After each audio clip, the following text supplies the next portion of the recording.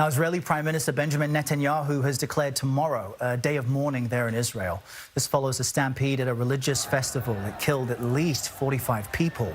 But there's growing anger now over the way security was handled at the festival and safety warnings for large crowds stretching back years, which appear to have been ignored.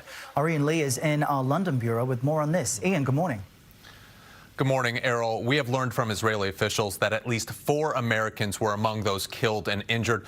The U.S. Embassy is still working with local officials to verify if any other Americans were affected. This all comes as Israel mourns one of the country's deadliest civilian disasters.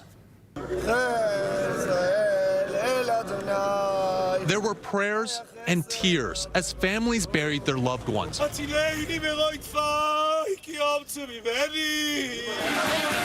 Only hours earlier, they were celebrating an all-night festival of dancing and bonfires.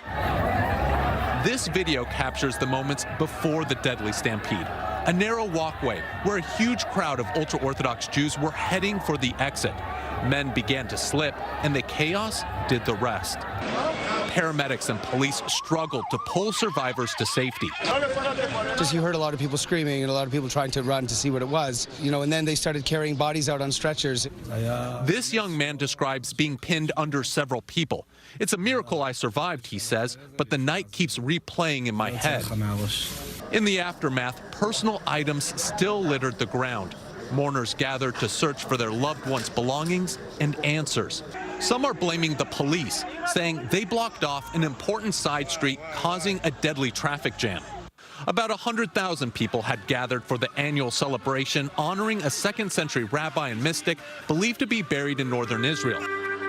Prime Minister Benjamin Netanyahu visited the site, calling the disaster a great tragedy and promising a thorough investigation to make sure nothing like this happens again.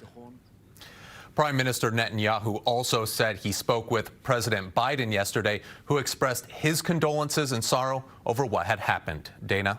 You see that narrow walkway, Ian? It looks like a disaster waiting to happen. Very sad. Thank you for the report.